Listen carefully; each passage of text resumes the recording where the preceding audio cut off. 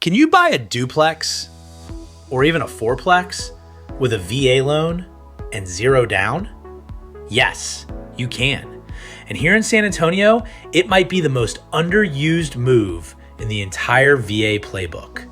Today, I'm breaking down exactly how veteran house hacking works.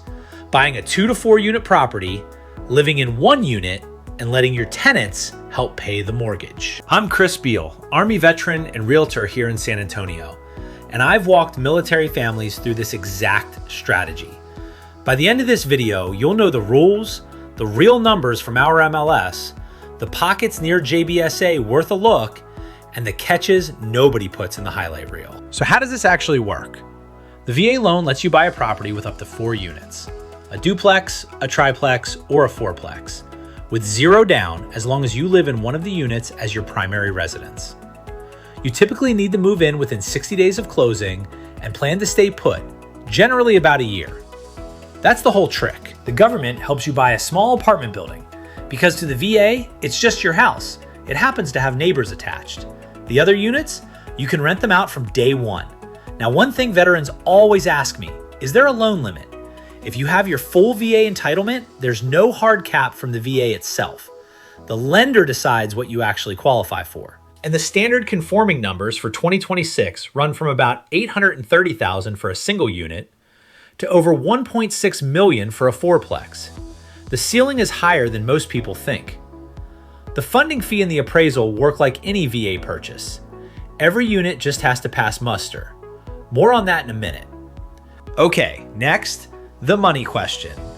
Does the rent from the other units actually help you qualify? Yes, with conditions. Most lenders will count about 75% of the projected rent from the other units toward your income. Why not all of it? Vacancies, maintenance, the water heater that dies on a Sunday afternoon.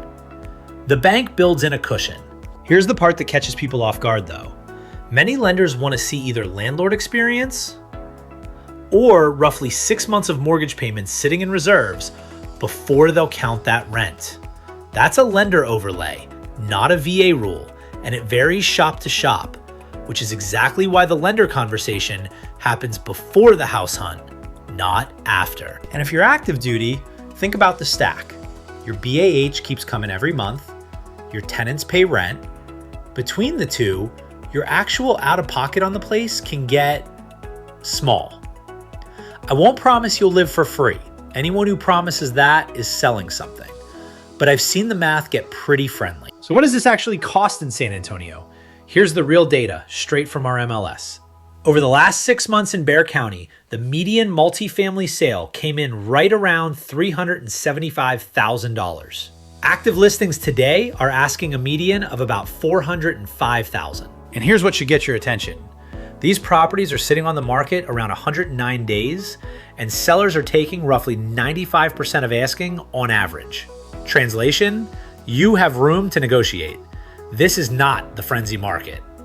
Closer into downtown, the numbers drop. In the 78201 zip, that's the Beacon Hill and Jefferson area northwest of downtown, multifamily sales over the past year ran a median near 220,000. Over in 78210, southeast of downtown near Fort Sam Houston, medians landed around 250,000. Small sample sizes, older buildings, and every deal is its own story. But here's the headline. In this town, you can still get into a 2 to 4 unit property for less than plenty of single family homes in the suburbs. Now, where should you actually look if you're stationed at JBSA? Think older, close-in neighborhoods, because that's where San Antonio's duplex and fourplex stock actually lives. For Fort Sam Houston and BAMC folks, look near east and near north. Government Hill, Denver Heights, that 78210 corridor. You're minutes from the gate, and that's where those $250,000 medians live. For Lackland, work the near west corridors off Highway 90. Older stock, longer hunt, but it's there. Randolph is the tough one. The northeast suburbs are mostly single family, so multifamily inventory gets thin, and you may end up closer to town than you planned. And keep the commute honest. This metro is enormous. A great deal on the wrong side of town turns into 45 minutes of Loop 410 every single morning. Ask me how I know. One more thing. Most of this stock was built decades ago. 1920s bungalow duplexes near downtown, 1970s fourplexes further out. Charm, yes.